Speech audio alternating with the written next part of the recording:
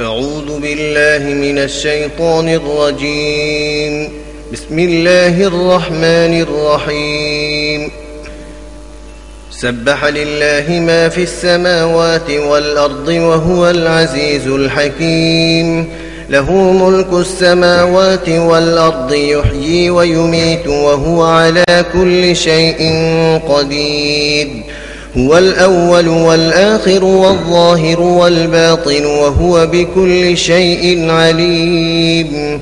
هو الذي خلق السماوات والأرض في 6 أيام ثم استوى على العرش يعلم ما يلج في الأرض وما يخرج منها وما ينزل من السماء وما يعرج فيها وهو معكم أينما كنتم।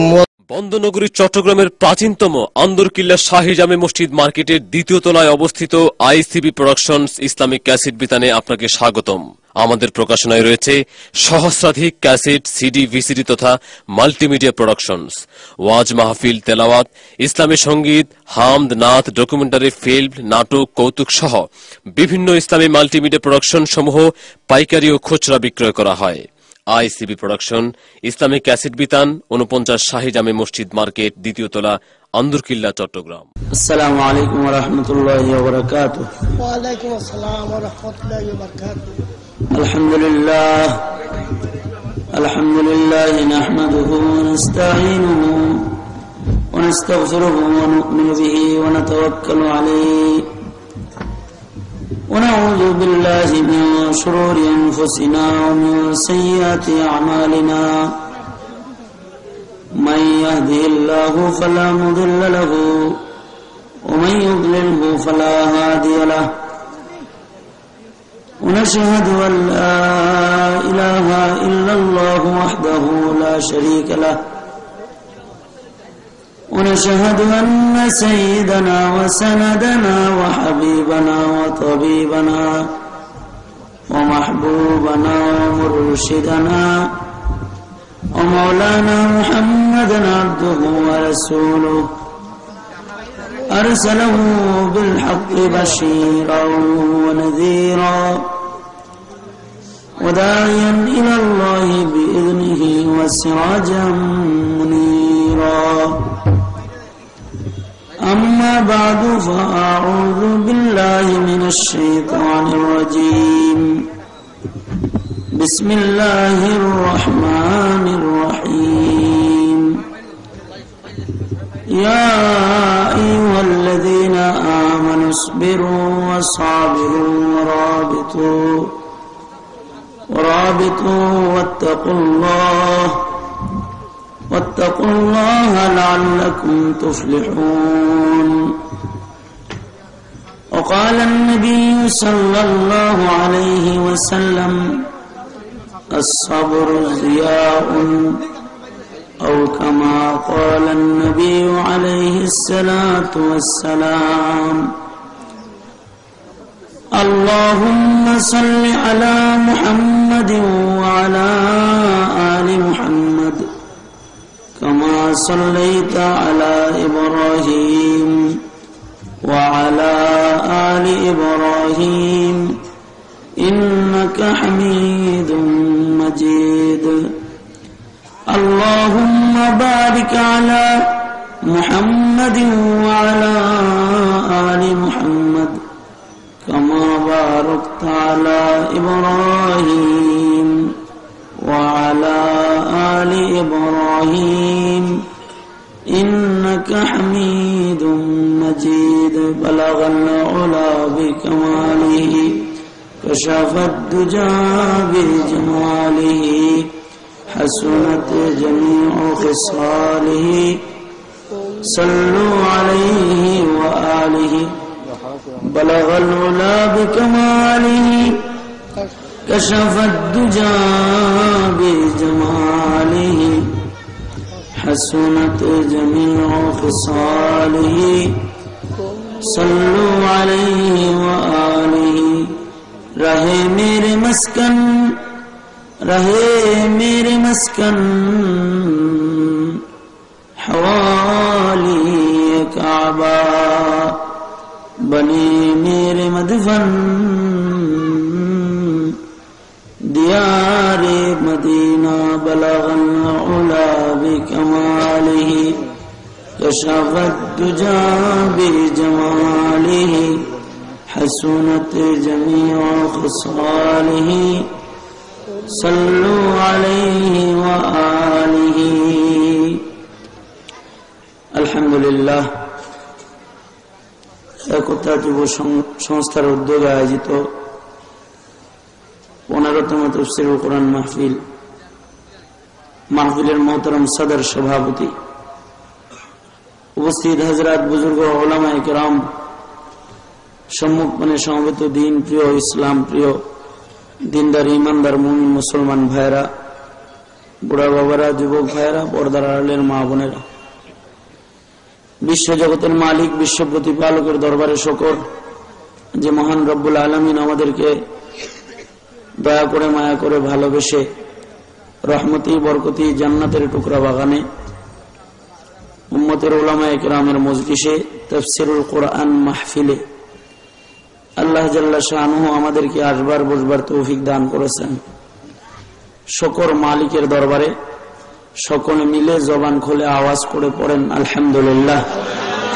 এটা আমি বিশ্বাস করি যে এই তাফসীরুল কোরআন মাহফিল, তাফসীরুল কোরআন শিরোনামে যে মাহফিল, এই মাহফিল যদি মুহাব্বতের সাথে এর আয়োজন হয়, ইখলাসের সাথে, এবং আমরা যারা উপস্থিত হয়েছি আমাদের উপস্থিতিও যদি আল্লাহ তাআলার কাছে পছন্দের হয়, তাহলে হাশরের কঠিন ময়দানে আল্লাহ তাআলা এর বরকতে কোরআন মাজিদকে আমাদের পক্ষে কথা বলার জন্য দাঁড় করায় দিবেন।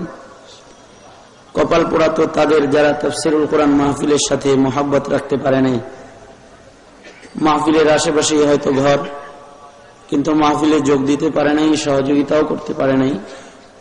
হাশরের কঠিন ময়দানে এমন যারা কোরআন বর্জনকারী, কোরআন থেকে যারা দূরে রাখে নিজেকে, কোরআনের সাথে যারা দূরত্ব বজায় রেখে চলাফেরা করে, হাশরের ময়দানে আল্লাহর কালাম, কালামে মাজিদ তাদের বিপক্ষে আল্লাহর আদালতে মামলা দিবে। হাদিসে পাকে আছে কিছু কিছু মুমিন যারা আল্লাহর জান্নাতি বান্দা, তার মানে তারাও পড়েছে কালেমা শাহাদাত, তারাও মুসলমান, তারাও কালেমাওয়ালা, কিন্তু হায়াতে কোরআন মাজিদের সাথে তাদের দূরত্ব ছিল। হাশরের ময়দানে এমন মুমিনের বিরুদ্ধে আল্লাহর কোরআন নিজে আদালতে কিবরিয়াতে কোরআন মামলা দিবে, এবং কোরআনে কারীম আল্লাহর কাছে বলতে থাকবে, আয় রব্বে কারীম, আমি সাক্ষ্য প্রদান করতেছি এটা তোমার বান্দা, নিশ্চয়ই এ কালেমাওয়ালা, ইন্না হাযা আবদুক, এ কালেমাওয়ালা তোমার বান্দা, কিন্তু আমি কোরআনের সাথে তোমার বান্দার দূরত্ব ছিল দুনিয়াতে। এই সোজা বসুন, পাও এইদিকে দিয়ে রয়েছেন, এই আপনি পাওটা সোজা করেন।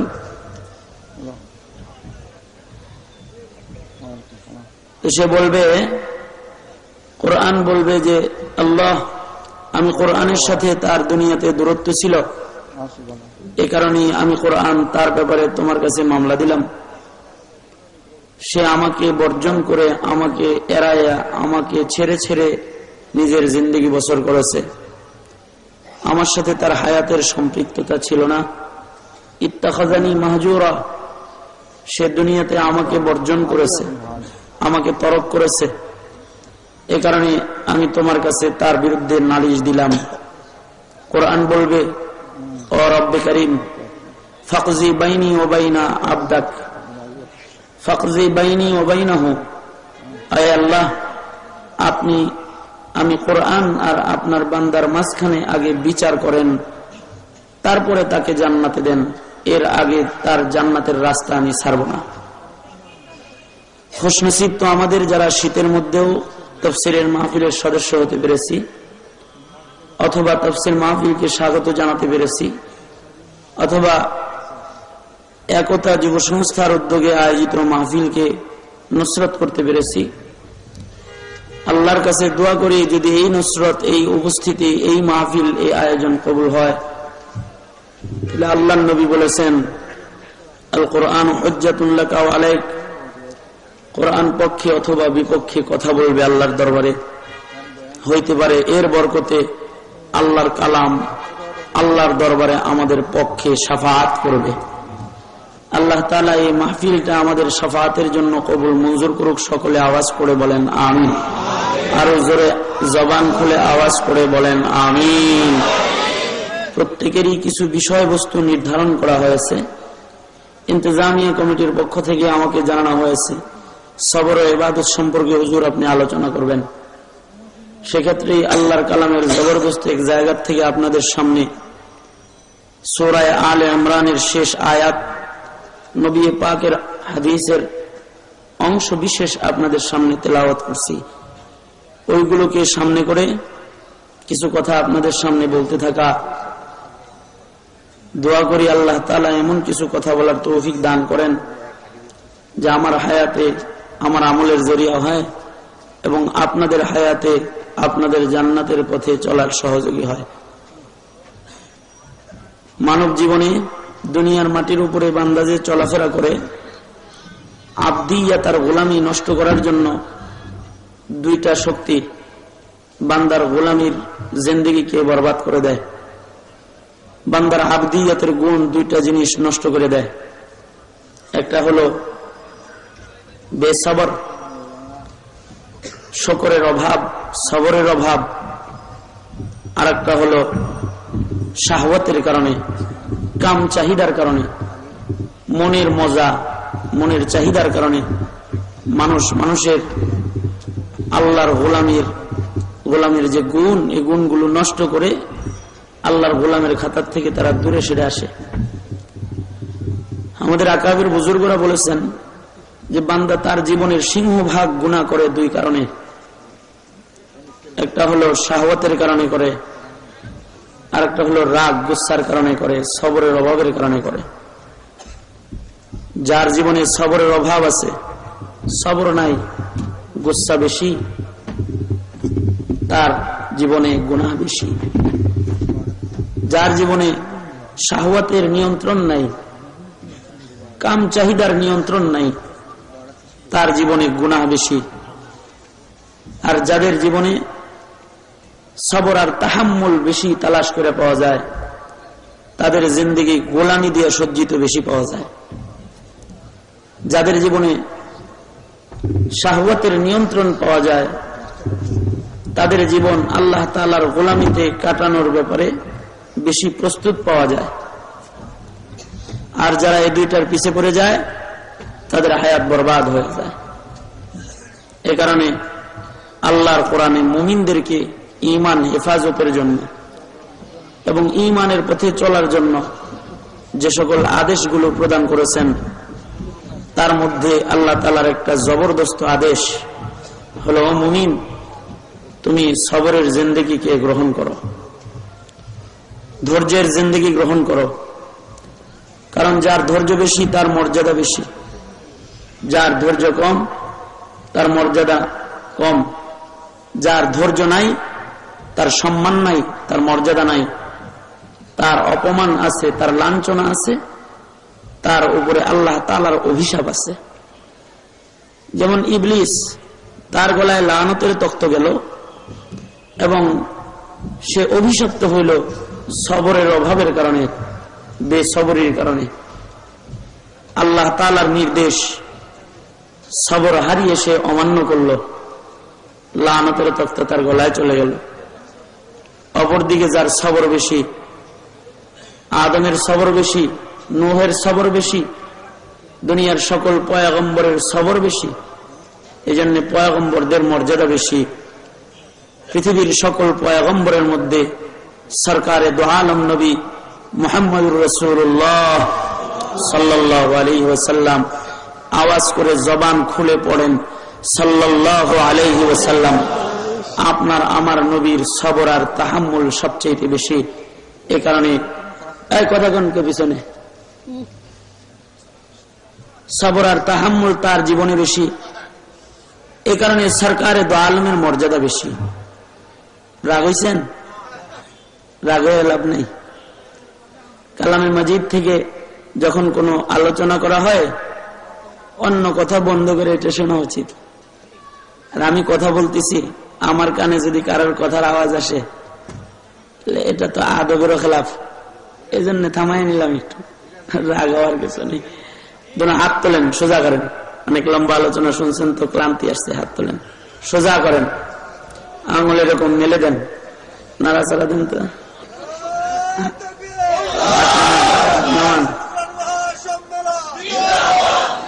জোরে আওয়াজ করে বলেন আলহামদুলিল্লাহ, আরো জোরে বলেন আলহামদুলিল্লাহ, জোরে বলেন আল্লাহু আকবার, আরো জোরে বলেন আল্লাহু আকবার। তাই আমি আমার মূল আলোচ্য বিষয়ে চলে যেতেছি। এলোপাথারি কোনো আলোচনা না, কোনো ভূমিকা না, সরাসরি ইন্তেজামিয়া কমিটি আমাকে যে বিষয়বস্তু দিছে তার থেকেই 2-4টা কথা আপনাদেরকে বলতে থাকি, যেন আল্লাহ তাআলা আমার হায়াত এই আলোচনাগুলোর আমল দেয়, আপনাদেরকে আল্লাহ দান করে। দোয়া করেন আল্লাহ তৌফিক দান করুক, সকলে বলেন আমিন। আমি যেটা বলতেছিলাম, যার হায়াতে সবর বেশি তার মর্যাদা বেশি। এ কারণে সরকারে দো আলম নবীর মর্যাদাও বেশি, সবর পয়গম্বরের সবচেয়ে বেশি। নবীজির মর্যাদা সকল নবীদের উপর দিয়ে না, এতে কোনো সন্দেহ আছে? জি একাধজনে বলেন কেন? সবার উপরে মর্যাদা না, এই মর্যাদা যে বেশি, পয়গম্বরের সবরও বেশি। এ কারণে আল্লাহর দোস্ত সরকারে দো আলম নবী মুহাম্মদুর রাসূলুল্লাহ সাল্লাল্লাহু আলাইহি ওয়াসাল্লামের সবর আর ধৈর্য আর তাহাম্মুল শক্তি যেটা, এটাকে যদি মিজানের এক পালায় দেওয়া হয়, দুনিয়ার সকল পয়গম্বর আর সকল বান্দাদের ধৈর্য ধৈর্য যদি আর এক পালায় দেওয়া হয়, সকলের ধৈর্যের বিপরীতে সরকারে দো আলমের ধৈর্যের ওজন অনেক বেশি হয়ে যাবে। সবরের এত হেফাজত সরকারে দো আলম। সরকারে দো আলমকে যে পাথর মারছে, তখনও সরকার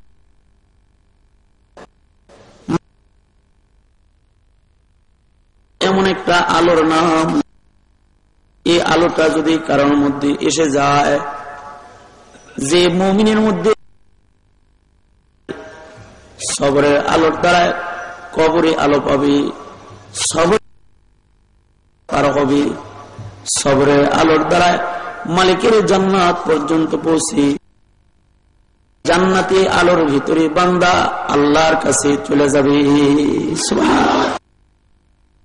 জান্নাতের ভিতরে অন্ধকার নাই, জান্নাতটা আলোকিত জায়গা, দুনিয়া অন্ধকার আছে, জান্নাত পুরাটাই আলো আর আলো। এই আলোর যার সবর বেশি, তার জান্নাতের রাস্তা প্রশস্ত বেশি, সবর বেশি, এই জন্য মর্যাদা বেশি। উম্মতের কেউ তো সরকারে দোয়া, আল্লামা জায়েদ সরকারে দো আলমের সবর পরীক্ষা করে ধরে টানাটানি করছে, তখনও পয়গম্বর সবর হারায় নেই, সবর প্রকাশ করেছে। নির্ধারিত সময়ে খেজুর ফেরত দিবেন ওয়াদা দিচ্ছেন, সময় আসার আগেই জায়েদ আয়েশা পয়গম্বরের কলার ধরছে মানুষের সামনে, ধরে কয় মোহাম্মদ, তোমরা আব্দুল মুত্তালিব তোমাকে চিনি, তোমাকে নেওয়া জানো, দেওয়া জানো না, তোমরা আল্লাহর নবীকে কয় দেওয়া জানো না, কত বড় খবিস। রাসূলকে বলতেছে দেওয়া জানো না, তিনি সবচেয়ে বেশি দেওয়া জানে। নবী পাককে কলার ধরে বলতেছে দেওয়া জানো না, তখন যে কাফের খাবাসাত গালেব, এই জন্য বলতেছে। আর কোন কোন কিতাবে আসে দেওয়া জানে না বলতেছে, এটা সবর পরীক্ষার জন্য বলতেছে। দেখি কিন্তু নবীজির কলার ধরছে জনগণের সামনে, পয়গম্বর তখন মদিনাতুল মুনাওয়ারার প্রেসিডেন্ট, ইশারা দিলে তামা বানায় ফেলাই দিব। এখানে আমাদের কোন নেতার কলার ধরতে পারবেন যে? কিন্তু সরকারে দো আলমের কলার ধরেছে, আর সরকারে দো আলম তখনও মুস্কি হাসতেছে। হযরত আবু বকর ওমর পাশে দাঁড়ানো আছে। হযরত ওমর তো গরম মানুষ, অত সবর না, একটু গরম। তরবারি খাপ থেকে বের করে বলতেছে, কে হে আগন্তুক, উসওয়ায়ে রাসূল আকরাম কিতাবে তাহাম্মুলের বর্ণনা লিখছে পয়গম্বরের ধৈর্য। হযরত ওমর তরবারি বাইর করে বলতেছে, কে আগন্তুক, তোকে চিনি না, তবে তুমি সরকারে দো আলমের কলার ধরেছ। আমি ওমরের তোমার গর্দান নামায় ফেলার জন্য যদি পয়গম্বরের ইজাজত নেওয়ার জরুরত না হইতো, একটা দিয়ে গর্দান ফেলাইয়া দিতাম একেবারে। তরবারি উঠায় এমনি বলতেছে। পয়গম্বর তো এতক্ষণ হাসতেছিলেন, কিন্তু পয়গম্বর এখন গুসায় লাল হয়ে গেছেন। আল্লাহর নবী বলতেছে, ওমর এত বেসবর কেন, এত বেসবর কেন? গায়ের গরমিটা আমার সামনে আমার মেহমানকে দেখাইতে পারো না? আমার কলার ধরেছে, তোমার কলার ধরে নাই। আমার সামনে আসা আগন্তুক মেহমান আমার পানা, আমার কাছে পয়সা পায়, তার কলার তুমি ধরতে পারো না?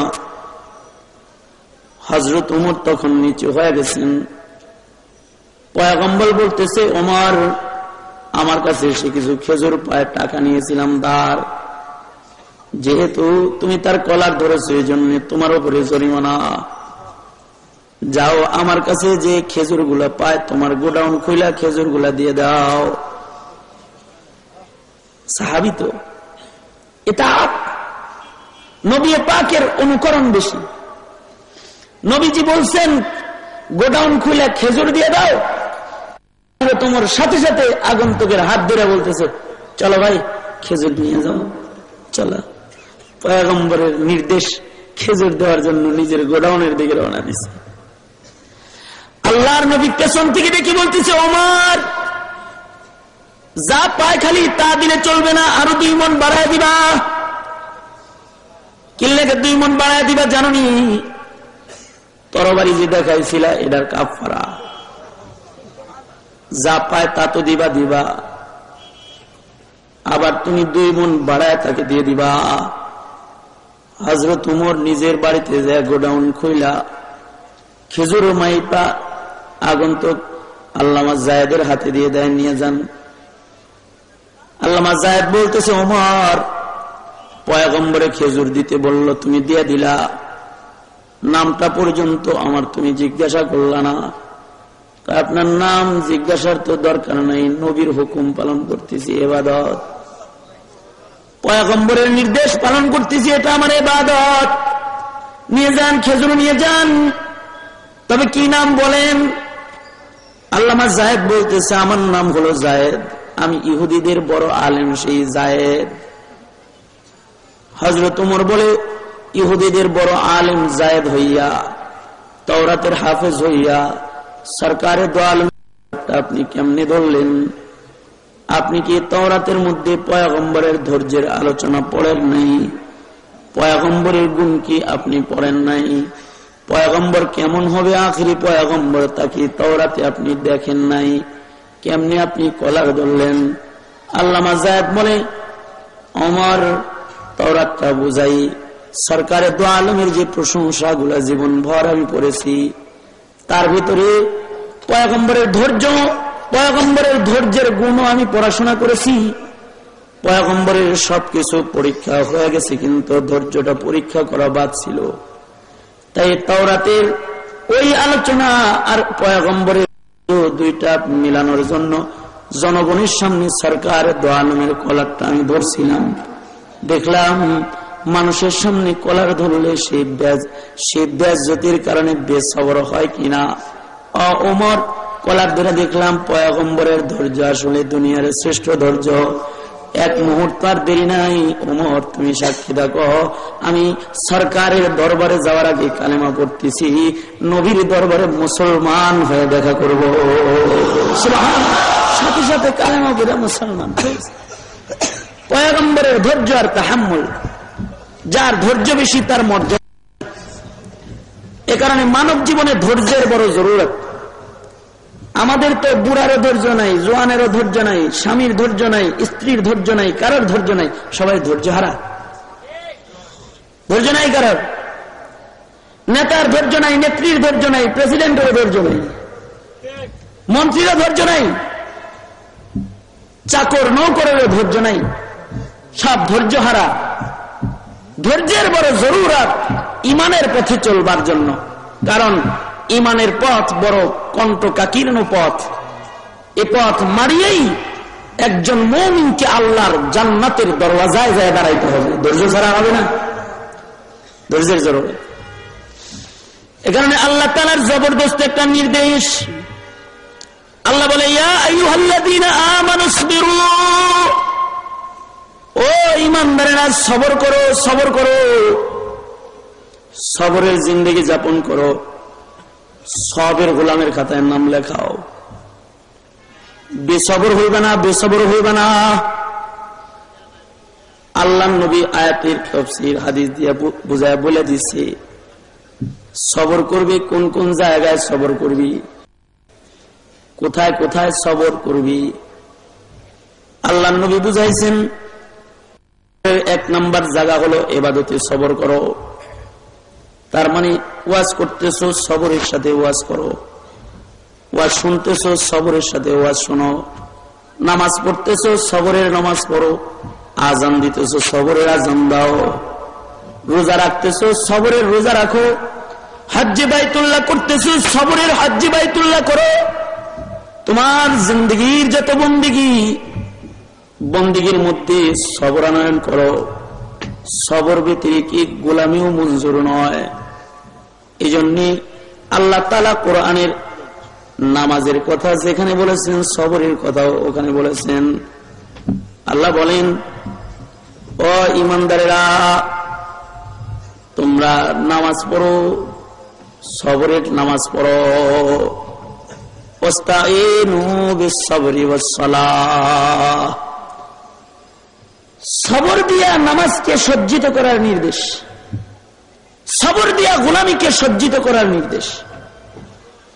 যেমন আমাদের হায়াতের কোথাও সবর নাই, তেমন আমাদের ইবাদতের ভিতরেও সবর নাই। আমরা নামাজ পড়ি যে বেসবর, ওয়াজ শুনতেছি তাও সবর নাই। বুঝ নিয়া, ধৈর্য নিয়া ওয়াজ শোনার মানসিকতা হতো নাই। সেজদা দিতেছে, সবর নাই। সুবহানা রাব্বিয়াল আ'লা, সুবহানা রাব্বিয়াল আযীম পড়ছে কি পড়ে নাই তাও জানে না। উঠাইছে আর নামাইছে, উঠাইছে আর নামাইছে, সবর নাই। কোথাও সবর নাই, বেসবর। ইবাদতেও সবর নাই। যদি কোনো বান্দা সুন্নতের ইহতিমাম করে ইবাদত করবার চায়, তাহলে সবর লাগবে। যার ইবাদতের ভিতরে সবর থাকবে না, তার সুন্নত ছুটে যাবে, তার ইবাদত নষ্ট হয়ে যাবে। আগের জমানার মানুষের ইবাদতই বড় সবর ছিল। আগের জমানার মানুষের সিজদা সবরের সিজদা ছিল। নাক আগে লাগাবে না, কপাল আগে লাগাবে। কিভাবে সিজদা দিবে? নবী যেমনি দিছে সবরের সাথে ওইভাবে দিত, উঠায় আর নামায় না।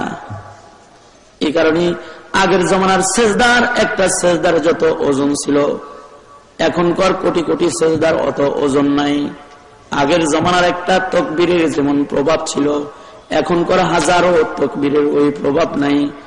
যখন ইবাদত থেকে সবর হারায় গেছে, তো মুসলিম উম্মার ইবাদতের পাওয়ার নষ্ট হয়ে গেছে। আগের জমানার একটা মুমিনের সিজদায় জমিন থরথর করে কাঁপতে থাকতো, কিন্তু এখনকার মুমিনের সিজদায় মসজিদ আহাজারি করে, আহাজারি করে। আগে সিজদা দিলে মসজিদের জমিন কাঁপতো সিজদার ভরে, কারণ ওটা সবরের সিজদা ছিল। सुनी ना मिस्र और फिलिस्तीन को, सुनी ना मिस्र और फिलिस्तीन को, आजा मैंने दिया था जिसने पहाड़ों को राशे सैमाब। वो सजदा जिसे रोहे जमी कांप जाती थी, उसी को आज तरसती है मिंबर व मेहराब। उसी को आज तरसती है मिंबर व मेहराब। মিম্বার আর মেহরাব থেকে ওই ইবাদত, সবরওয়ালা ইবাদতের চাহিদা আসতেছে এখন আবার। কারণ মুসলিম উম্মার ইবাদতের সবর নষ্ট হয়ে গেছে। সবরের সাথে ওযু করবে, ওযু নাই। আজকেও একজন শিকায়ত করতেছে, হুজুর, আজকেও একজন শিকায়ত করলো, হুজুর নামাজ পড়ি সূরা কেরাত মন থাকে না, সূরা ফাতিহার পরে সূরা মিলাইছি কি মিলাই নাই ভুলে যাই। সূরা পড়তেছি, এর আগে ফাতিহা পড়ছি কিনা তাও ভুলে যাই, সেজদা দিছি, তাসবিহ পড়ছি কিনা তাও ভুলে যাই। হাজী ইমদাদুল্লাহ মুহাজির মক্কি রহমাতুল্লাহ আলাইহি, যিনি সাইয়্যিদুত তায়েফা ছিলেন, হাজী ইমদাদুল্লাহ মুহাজির মক্কি, ভারতবর্ষের তাসাউফের সনদ আল্লাহ তাআলা যারে দিয়ে হেফাজত করেছেন, তার নাম হাজী ইমদাদুল্লাহ মুহাজির মক্কি। ওনার কাছে এসে একজন শিকায়াত করতেছে, হুজুর নামাজের মধ্যে যে মন বসে না, নামাজ মনে থাকে না, কয় রাকাত পড়লাম তাও বলে যাই। হাজী ইমদাদুল্লাহ মুহাজির মক্কি ঔষধ দিতেছে, কয় এই আল্লাহর বান্দা, তুমি মনে হয় ধৈর্যের সাথে সুন্দর করে মনে হয় ওযু করো না, তুমি পূর্ণাঙ্গ ওযু করো না, তাই তোমার পূর্ণাঙ্গ নামাজ হয় না। ধৈর্যের সাথে ওযু করতে পারো না, তোমার ওযুর মনে হয় মুস্তাহাব সুনান ঠিক নেই, এজন্য তোমার ইবাদতেও মন নেই। চিকিৎসা, ধৈর্যের সাথে ওযু করো, ধৈর্যের সাথে ওযু করবা, ধৈর্যের নামাজ হবে। এ কারণে সরকারে দু আলম হাত পাইতে কান্দা কান্দা আল্লাহর কাছে বলতেন, এ আল্লাহ, আমি আপনার কাছে পূর্ণাঙ্গ ওযু চাই, আল্লাহ আপনার কাছে আমি পূর্ণাঙ্গ ওযু চাই, যে ওযুটা পূর্ণাঙ্গ ওযু, যে ওযুটা আদম করেছে, যে ওযুটা সকল পয়গম্বর করেছে, পূর্ণাঙ্গ ওযু, ওই ওযুটা ধৈর্যের সাথে আমি আপনার কাছে চাই।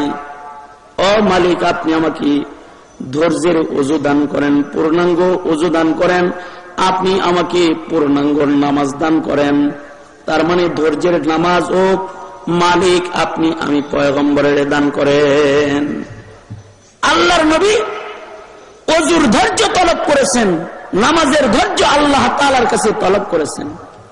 আমাদের আছে? আমাদের তো নাই। আমরা যত তাড়াতাড়ি আল্লাহর কাম সারতে পারি, সব কামে ধৈর্য হয়, রাজনীতিতে ধৈর্য হয়, ব্যবসা বাণিজ্যে ধৈর্য হয়, আমাদের ক্ষেত খামারিতে কৃষিকাজে ধৈর্য হয়, ভ্যান গাড়ি চালাইতে ধৈর্য হয়, রিক্সা চালাইতে ধৈর্য হয়, খালি ইবাদত করার ধৈর্যটা হয় না, ইবাদতের ধৈর্য হয় না। আমাদের ইবাদতের ধৈর্য হারায় গেছে। এজন্য আল্লাহ তাআলা যে বলতেছেন তোমরা সবর করো, সবর কই করবে? সবর আলা তাআহ, আল্লাহর গোলামির মধ্যে সবর করবে। সবর আনিল মাসিয়া, গুনাহের কাজ সামনে আসলে পরে সবর করবে। গুনাহ আইসা গেলে নিজের বাঁচানো, এটাও একটা সবর। যে গুনাহ আসলে গুনাহ কইরা ফেলায়, সে সবের নয়। যে গুনাহ সামনে আসলে সবর কইরা গুনাহ থেকে নিজের সরায় ফেলায়, সে হলো সবের। চোখের সামনে নগ্ন ছবি এসে গেছে, সবর করে চোখটাকে নিচে নামায় ফেলায়, দেখতাম না, নিচে নামায় ফেলছে, তো এটা সবর হয়ে গেছে। গুনার সামনে এসে পড়ছে, গুনার চাহাতকে দিল থেকে সরানোর জন্য মেহনত করতেছে, সবর হয়ে গেছে। গুনায় একেবারে মুখোমুখি হয়ে গেছে, সবর করে গুনার থেকে নিজের বাঁচায় রেখেছে। আল্লাহর কাছে গুনাহের সবরটা এমন পছন্দের, এমন দামি। হাদিসে পাকে আছে, আল্লাহ তাআলা বহু জালেমকে গুনাহ থেকে সবর করে বাঁচা থাকার কারণে তার জিন্দেগির সব গুনাহ মাফ করে আল্লাহ তাআলা তাকে জান্নাত দিয়ে দিয়েছে।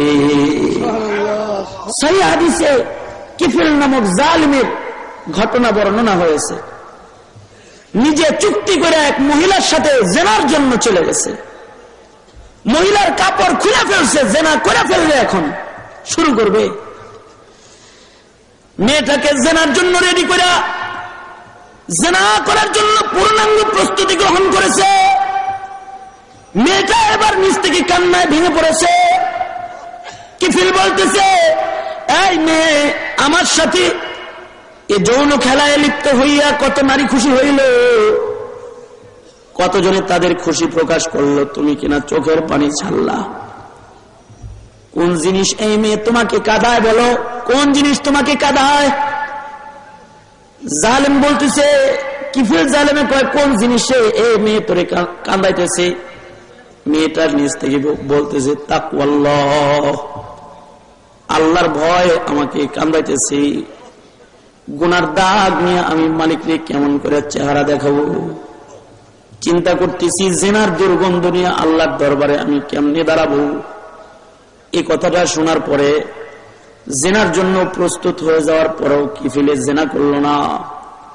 কিফিল সে নিজেকে জেনার থেকে বিরত করে ফেললো, সবার আনিল মাসিয়া প্রকাশ করলো, নিজের দেহটা কাপড় দিয়ে ঢাইকা সরায় নিল। উলঙ্গ মহিলা তার গায়ে কাপড় দিয়ে তারে ঢাইকা তাকে বের করে দিল। আল্লাহ তাআলা গুনাহ থেকে বিরত থাকার এই সবরটা তার এত পছন্দ করলো যে আল্লাহ তারে মাফ করে দিল। কিছুদিন পরে এই কিফিল মারা গেল। মারা যাওয়ার পরে এলাকার মানুষ খুশি হয়ে গেছে, জালেম মরছে ভালোই হয়েছে, জালেম মারা গেছে ভালো হয়েছে। এমন জালেমের বেঁচে থাকার অধিকার নাই যে জেনা ব্যভিচার করে, অত্যাচার করে, অনাচার করে। এমন জালেম বেঁচে থাকার চেয়ে মইরা যাওয়া ভালো। এই যে এক বুজুর্গ এক জালেমের পাশ দিয়ে হাইটা যাইতেছি, আর দেখে জালেম ঘুমায় রয়েছে। বুজুর্গ কয়, এমন জালেম জাগ্রত থাকার চাইতে ঘুমায় থাকা ভালো। জালেমেরা খুফতা দি দামনি মেরোজ। জালেমকে দেখে ঘুমায় রয়েছে। বুজুর্গ জালেমের দিকে তাকায় বলতেছে, জালেম তো জাগ্রত থাকার চাইতে ঘুমায় থাকা ভালো। একটু পরে আবার বুজুর্গ বলতেছে, এমন জালেম ঘুমায় যাওয়ার চাইতে মইরা যাওয়ার চাইতে অনেক ভালো। কারণ যেটা জাগ্রত থাকলে মানুষের কষ্ট হয়, এটা জাগার চাইতে ঘুমায় থাকা ভালো। এমন জালেম যে জাগ্রত থাকলে মানুষের কষ্ট দেয়, এটা ঘুমায় থাকার চাইতে কবরে চলে যাওয়া ভালো। কবরে যাওয়া ভালো না জালেম? হ্যাঁ, কথা বলেন না কেন? জালেম কবরে যাওয়া ভালো না? যারা জুলুম করে কবরে যাওয়া ভালো। জালেম মারা গেছে, খুশি হয়েছে সবাই। জালেম মারা গেছে, ভালোই হইল, ভালোই হইল। জালেম মরছে,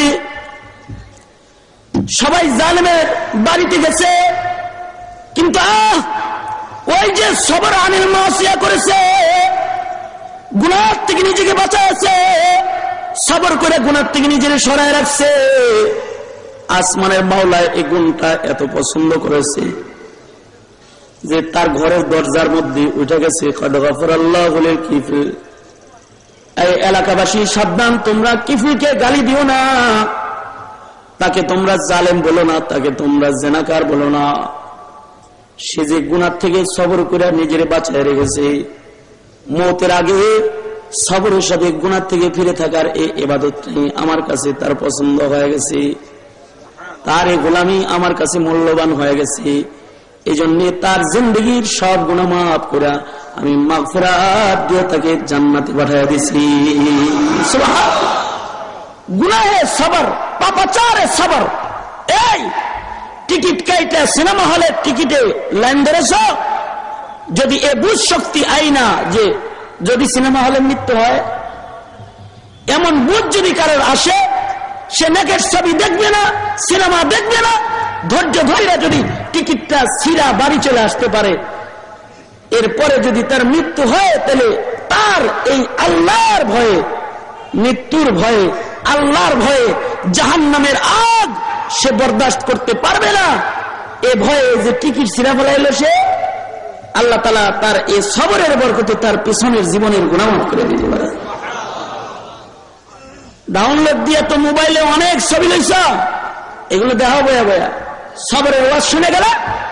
আজকে যদি কেউ আজমা করতে পারো জিন্দেগিতে কোনোদিন আর এই নগ্ন জিনিস দেখবো না, মেমোরি কার্ডটা ফালাইয়া দিলাম, যদি ফালাইয়া দিবার পারো, আর তোমার আজকের তওবা যদি এ যুবক কবুল হয়, তাহলে এর উসিলায় তুমি মাগফিরাত পাইতে পারো, মাগফিরাত পাইতে পারো। ঠিক কিনা? যারা আওয়াজ দিয়ে বলেন মাগফিরাত পাইতে পারো।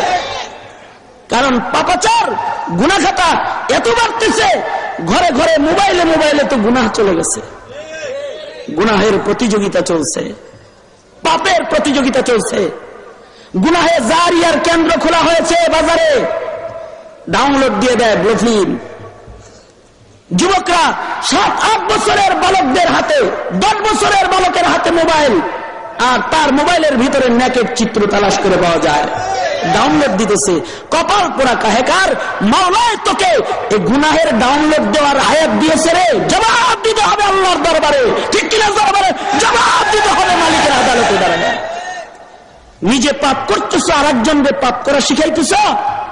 পাপের থেকে সবর করো। সবরের সাথে গুনাহ থেকে বেঁচে থাকে, এটা একটা ইবাদত। এজন্য আল্লাহ কয়, ও ঈমানদারেরা তোমরা সবর করো। তার মানে কই সবর করবে, কই করবে? কয় গুনাহ থেকে বেঁচে সবর করো। ইবাদতে সবর করো, গুনাহ থেকে বেঁচে থাকো, সবরের সাথে বেঁচে থাকো। এই যে তিনাবানিল মাসিয়াতি আইজান হাসানাতুন, গুনাহ থেকে বেঁচে থাকাটা এটাও একটা ইবাদত। এই ইবাদত যদি কারোর কবুল হয়ে যায়, তাহলে আল্লাহ তাআলা এর উসিলায় জিন্দেগির গুনাহ মাফ করে দেয়। সুবহানাল্লাহ। আওয়াজ করে সমস্বরে সকলে মিলে বলেন সুবহানাল্লাহ। এটা সবর। এই যে চোখে পরনারী পড়ল, নিচে নামাইলো চোখ, সবর। এটাও একটা সবর। নাটক সিনেমার ঘরে ঢুকেছে কেউ, এই যুবক তুমি তোমার বন্ধুর ঘরে বেড়াইতে গেছ, সিনেমা চলতেছে, তুমি সিনেমা দেখলে না, চোখ নিচে নামায় নিলা, সবর। এটাও একটা সবর। তুমি দৃষ্টি নিচে নামায়ছ। আর যদি তুমি তাকায় তাকায় দেখে থাকো, তাহলে তুমি তোমার চোখকে বেসবর করে ফেলেছ গুনাহ করার লেগা। তোমার চক্ষু গুনাহের পিপাসায় আক্রান্ত, আর তুমি চোখের গুনাহ করে করে একেবারে তুমি হয়রান পেরেশান হয়ে গেছো গুনাহ করতে। তুমি পর্দা খুইলাও ফিরে তাকায় দেখো ভিতরে কি আছে। তুমি বেসবের চোখের অধিকারী। তুমি যদি এমন খেয়ানত করে থাকো, তাহলে মনে রেখো আল্লাহ কালামে মাজিদের অন্যতম বলতেছে, ওয়ালামু খাইনাতাল আয়ুন, আল্লাহ তাআলা চোখের খেয়ানতি দেখতেছে।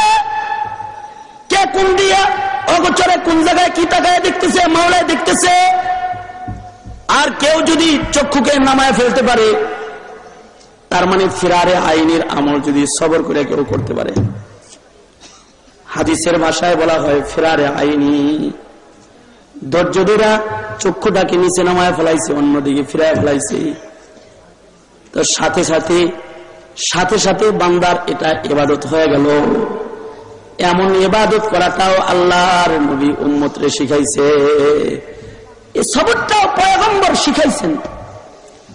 যেমন সরকারে দো আলম নবী সাহাবায়ে কেরামদেরকে সাথে নিয়ে যাইতেছেন, কোথাও ঘর থেকে বেরোয়েছেন, পর নারীর উপরে পয়গম্বরের নজর পড়ে গেছে। নবী আলাইহিস সালাতু ওয়াস সালাম নজরে ফুজাতের সাথে সাথে নজর নিচে নামাইছেন। নিচে নামায়া সাহাবীদেরকে বললেন, সাহাবীরা তোমরা এখানে অবস্থান করো, আমি একটু ঘরের ভেতর থেকে আসি। আল্লাহু আকবার।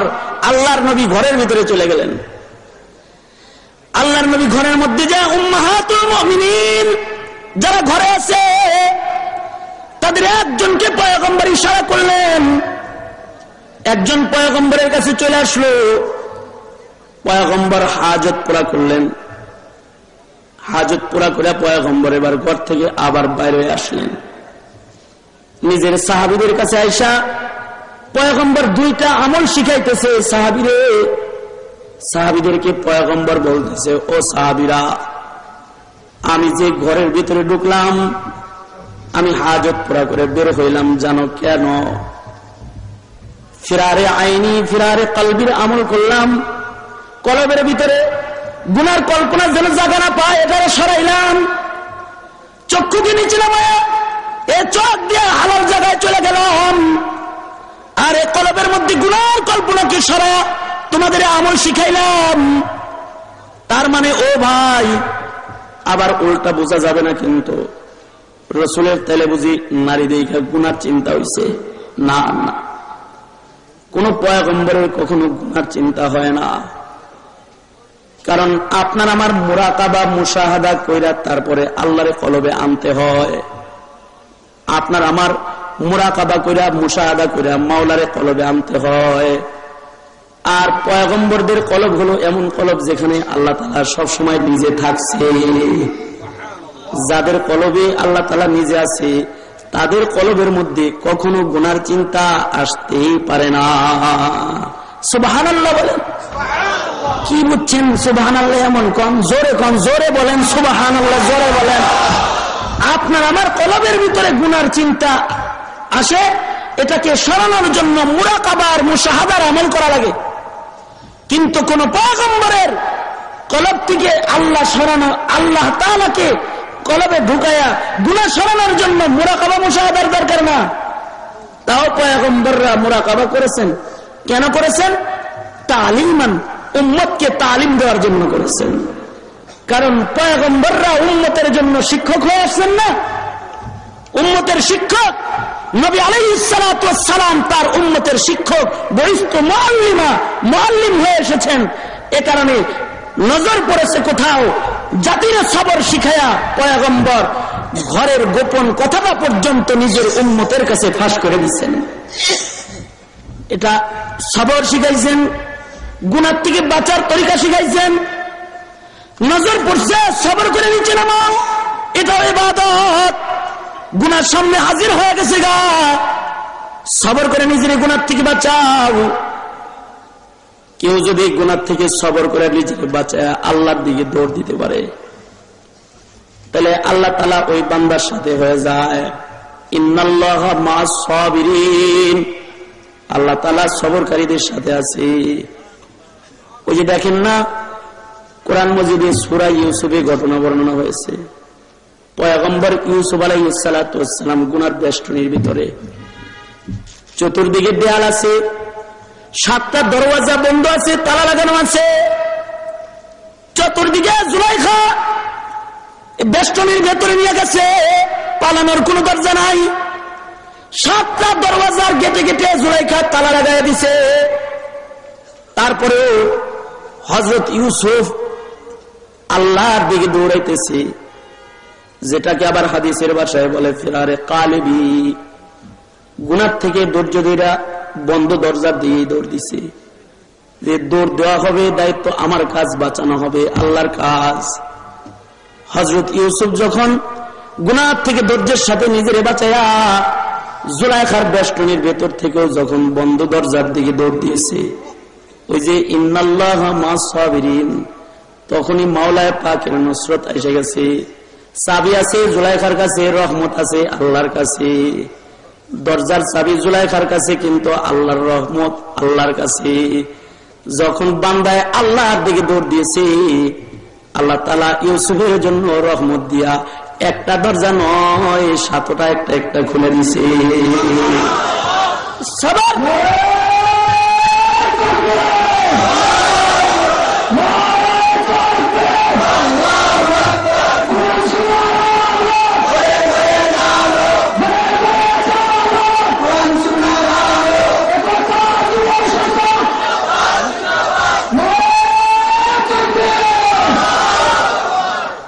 তাহলে আল্লাহ তাআলার একটা নির্দেশ আমাদের উপরে, আল্লাহর নির্দেশ যে সবর করো। কই কই সবর হবে? 1 নম্বর ইবাদতে সবর করো। 2 নম্বর সকল গুনাহ যেটা সামনে আসে সবর করে বাইচা থাকো। আপনার আমার সামনে অনেক গুনাহ আছে, ঘরে গুনাহ, বাইরে গুনাহ, বাজারে গুনাহ, চতুর্দিকে গুনাহ খাতা, ঠিক কিনা জোরে বলেন? গুনার রাজ্যে বসবাস করতেছি কিনা জোরে বলেন? ইবাদতের পরিবেশ নাই, ঘরগুলো গুনার পরিবেশ। ঘরের ভিতরে ছবি আছে, ঘরের ভিতরে টেলিভিশন আছে, ঘরের ভিতরে নাচ গান আছে, ঘরের ভিতরে ডিসলাইন আছে, বাণিজ্য মেলার বিভিন্ন বড় বড় মূর্তি ঘরের ভিতরে তাকায় রয়েছে আপনার দিকে। পুরা ঘরটা একটা মুর্দা সুন্দরবন বানায় রাখছে। ঘরের ভিতরে সিনেমা হল বানায় রেখেছে। বাজারগুলো গুনার রাজ্য হয়ে গেছে। এমন গুনাহের রাজ্যে একটা মুমিনের জিন্দেগি সবর করে নিচের দিকে তাকায় তাকায় চলাফেরা করবে। গুনার থেকে ধৈর্যের সাথে নিজের এ সময় বাঁচায় রাখবে। ফিতনার জমানায় যারা গুনার থেকে নিজের সবর করে বাঁচায় লয়, আল্লাহর কাছে ওই বান্দাগুলা বড় পছন্দের বান্দা হয়ে যায়। এজন্য সবরের এটা একটা জবরদস্ত জায়গা, যে বান্দা গুনার থেকে সবর করে নিজের বাঁচায় রাখবে। আরেকটা সবর হলো মুসিবতের সবর, যে সবরের আলোচনা মাওলা অন্য আয়াতে অন্যত্র করতেছে। وَلَنَبْلُوَنَّكُمْ بِشَيْءٍ مِّنَ الْخَوْفِ وَالْجُوعِ وَنَقْصٍ مِّنَ الْأَمْوَالِ وَالْأَنفُسِ وَالثَّمَرَاتِ وَبَشِّرِ الصَّابِرِينَ الَّذِينَ إِذَا أَصَابَتْهُم مُّصِيبَةٌ قَالُوا إِنَّا لِلَّهِ ওয়া ইন্না ইলাইহি রাজিউন উলাইকা আলাইহিম সালাওয়াতুম মির রাব্বিহিম ওয়া রাহমাহ উলাইকা আলাইহিম সালাওয়াতুম মির রাব্বিহিম ওয়া রাহমাহ ওয়া উলাইকা হুমুল মুহতাদুন। এটা আলাদা একটা সবর। মুসিবতে বান্দা সবর করবে, বাপ মরে গেছে সবর করবে, মা মরে গেছে সবর করবে, নিজের ঔরসের সন্তান চোখের সামনে মরে গেছে সবর করবে, 7টা মেয়ের পরে একটা ছেলে হয়েছে এটাও মরে গেছে সবর করবে, একটা মাত্র সম্বল বাচ্চার একটা কিছু ব্যবসা বাণিজ্য আছে নষ্ট হয়ে গেছে সবর করবে, ফসল নষ্ট হয়ে গেছে সবর করবে, দোকানে আগুন ধরে গেছে সবর করবে, ধৈর্য ধরবে, ধৈর্য ধরবে।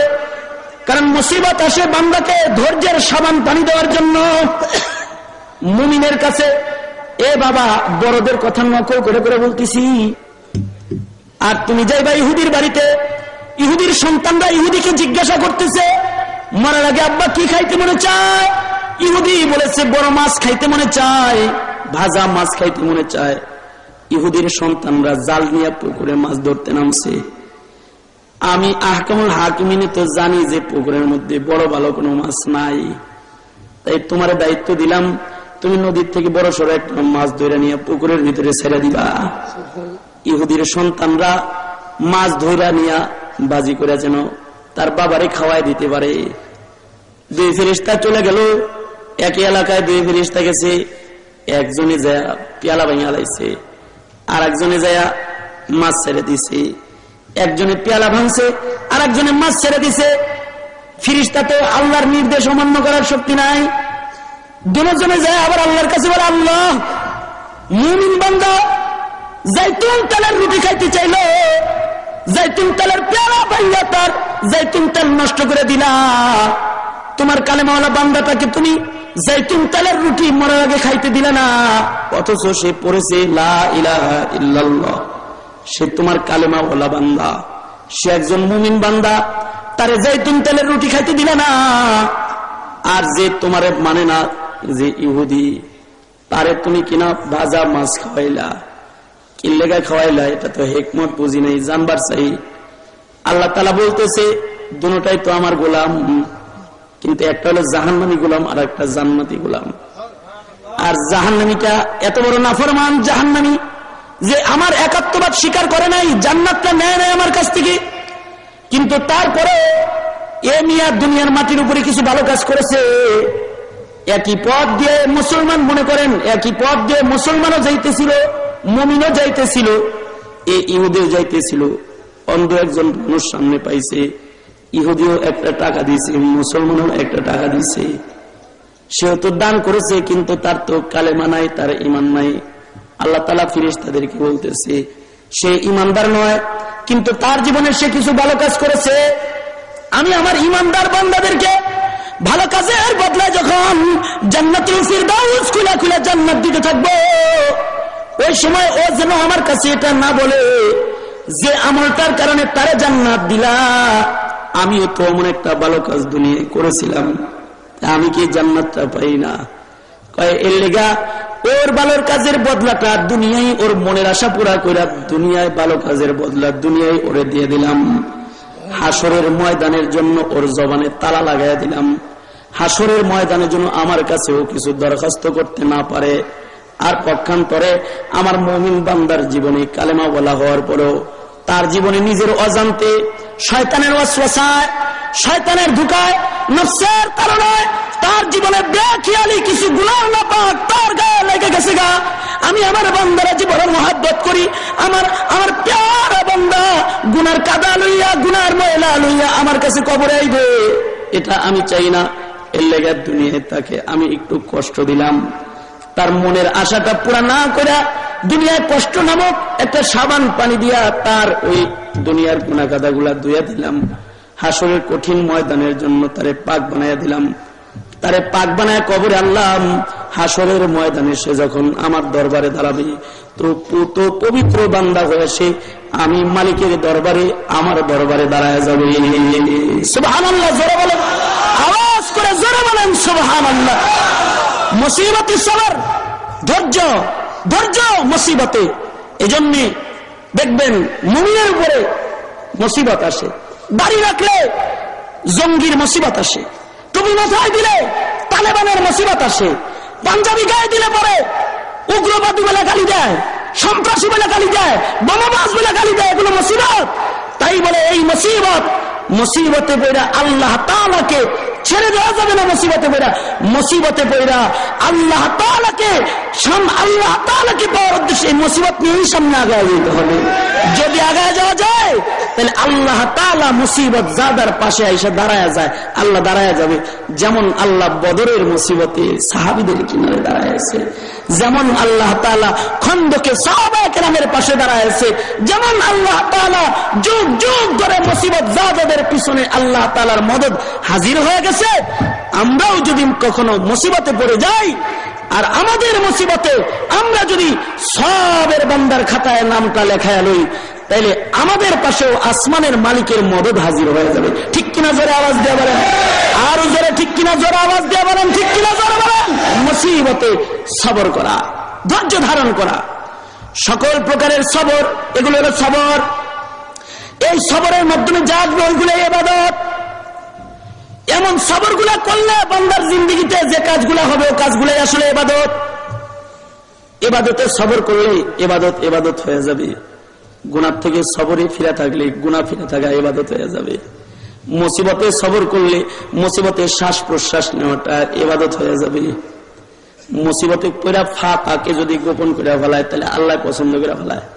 অনেকের আর্থিক মুসিবত এসে যায়, ঘরে চাল নাই, ডাল নাই, কাজ নাই, কাম নাই, তখন আল্লাহর গাছ দিব যে আমিও রিক্সা নিয়ে বয়ে দেই, আমার রিক্সায় প্যাসেঞ্জার ওঠে না, ওঠে আল্লাহ দেয় না। এরকম আল্লাহর মদদ পড়বে। হাদিসে পাকে ঘটনা আছে, খানার অভাব সাহাবী বেসবর হয় নাই। সাহাবী যায় মসজিদে দাঁড়ায় দাঁড়ায় সবরের নামাজ পড়তেছে। সুবহানাল্লাহ করেন জোরে, আওয়াজ করে জোরে চিল্লায় বলেন সুবহানাল্লাহ। আমি তো আজকেই বলবো, আপনারা জোরে বলেন সুবহানাল্লাহ, আরো জোরে বলেন সুবহানাল্লাহ। সাহাবীরা নামাজে দাঁড়ায় এভাবে কান্ত, ঘরে মুসিবত কিন্তু সবরের নামাজ পড়তেছি। অভাবটা যায় জায়গায় জায়গায় বিলায় দেয় না, হায় হায় হায় হায় মুসিবতে আছি, এরকম করে না। নিজের অভাবের কথা সকলের কাছে যায় বলে না, সবর করে অভাব গোপন করে ফেলায় দিছে। তেমন বান্দাকে আল্লাহ পছন্দ করে ফেলাইছে। ঘরের মধ্যে চাক্কি ঘুরতেছে আর কুদরতি আত্মা নিচের থেকে বাইরে হইতেছে, চাক্কি ঘুরতেছে আর আত্মা বাইরে হইতেছে, রহমত এসে পড়ছে। মুসিবতে সবর করলে আসসাবরু ফিল মুসিবা, মুসিবতের মধ্যে সবর করা, এটা একটা বড় সবর। এমন সবের বান্দাকে আল্লাহ তাআলা বড় পছন্দ করে, এমন সবর। আর যারা এমন সবরকারী হয় দুনিয়াতেও আল্লাহ তাদের সাথে থাকে, কবরেও সাথে, হাসরেও থাকে। এমন একজন সবের বান্দার একটা ওয়াকিয়া, ছোট্ট ঘটনা ইতিহাসের পাতার থেকে আপনাদেরকে বলি। as-safhat min sabril ulama কিতাবের মধ্যে শেখ আব্দুল ফাত্তাহ আবু হুদ্দা রাহমাতুল্লাহ আলাইহি মুখতাসার করে আনছেন। কাজী আবু বকর রাহমাতুল্লাহ আলাইহি নামে এক বিশিষ্ট তাবী আর বড় বুজুর্গ ছিলেন, যিনি বড় এক আলেম ছিলেন। মক্কায় তখন দুর্ভিক্ষ চলছে, মক্কার বাজারে উনি ঘোরাফেরা করতেছেন, মক্কার বাজারে ঘুরেন। মক্কায় দুর্ভিক্ষ চলছে, মক্কা নগরীতে দুর্ভিক্ষ, খাবার নাই, দাবার নাই, ঘরে চাল নাই, ডাল নাই, মুসিবত সবার। কাজী আবু বকর রহমতুল্লাহ আলাইহি ক্ষুধার্ত অবস্থায় মক্কার বাজারে ঘুরতেছেন। এমন ক্ষুধার জ্বালা ওনার পেটে আছে যে 3 দিন ধরে উনি কিছু খায় না।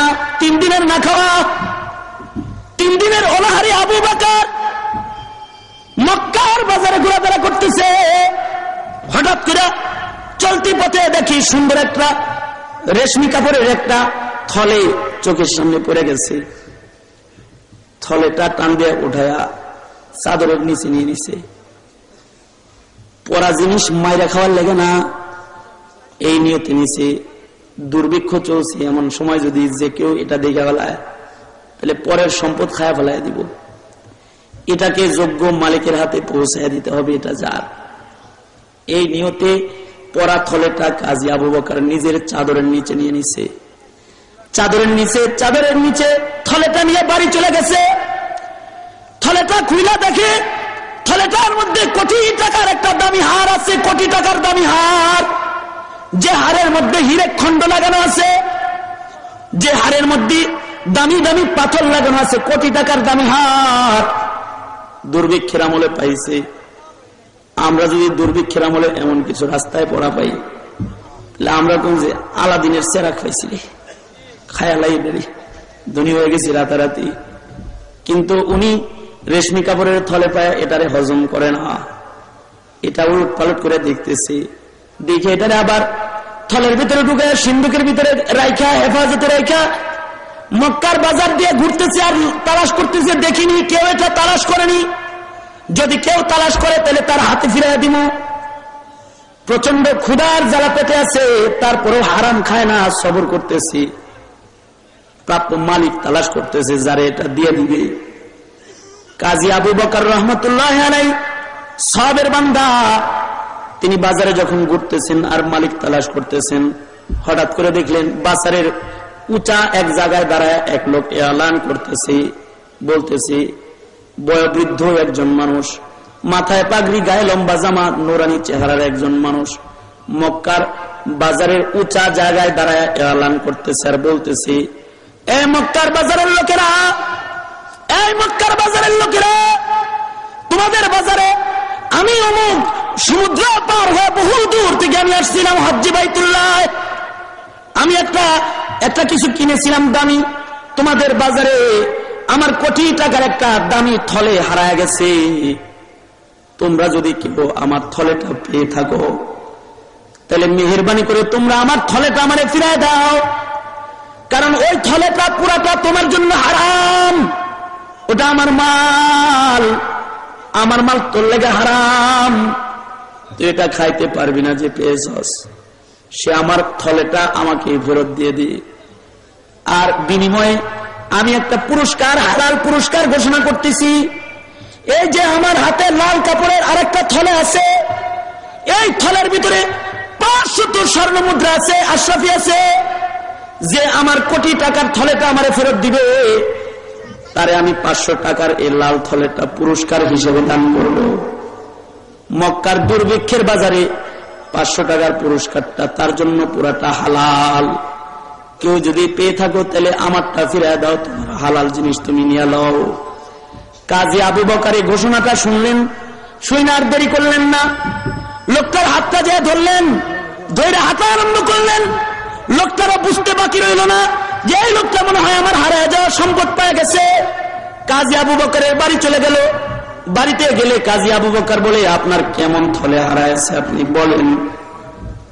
আমার এমন এমন এত ইঞ্চি একটা থলে হারায় গেছে, যার মধ্যে এমন এমন দামি একটা মূল্যবান একটা হার আছে, যে হারের মধ্যে এত টুকরা হীরার খণ্ড লাগানো আছে, বড় দামি একটা হার আমার হারায় গেছে। এটা যদি তুমি পেয়ে থাকো তাইলে ওইটা তুমি আমাকে দিয়ে দাও। কাজী আবু বকর রহমতুল্লাহ আলাইহি তার মুখের কথার প্রমাণ মিলে গেছে গা। লোকটাকে থলেটা দিয়ে দিলেন, জি আপনার কথা বাস্তব, আপনার থলেটাই আমি পেয়েছি, এই যে নেন, আপনার থলে আপনি নিয়ে যান, আপনার থলেটা আপনাকে দিয়ে দিলাম। আলহামদুলিল্লাহ বলেন, আস্তে কোন আলহামদুলিল্লাহ, কারণ গুনাহ হইতে পারে, জোরে আওয়াজ দিয়ে জোরে বলেন আলহামদুলিল্লাহ। আজকের মাহফিলের প্রধান মেহমান আমার ভাই, বড় ভাই হযরতুল আল্লাম হযরত মাওলানা জুবায়ের আহমদ আনসারী দামাত বরকাতুহুল আলিয়া উপস্থিত হয়ে গেছেন। এখনই তিনি আলোচনা করবেন। আমি আমার আলোচনা এখানেই শেষ করে দিতেছি। যদি কখনো সুযোগ হয়, মৌকা হয়, আবার কথা হবে। তবে আমি যেটা বলতে চাই সেটা হলো এই, হার কাজে সবর, গুনাহের কাজে সবরের সাথে গুনাহ থেকে বেঁচে থাকা, এটাও একটা ইবাদত। মুসিবতে সবর করা, এটাও একটা ইবাদত। ইবাদতের ভিতরে সবর করা, এটাও একটা ইবাদত।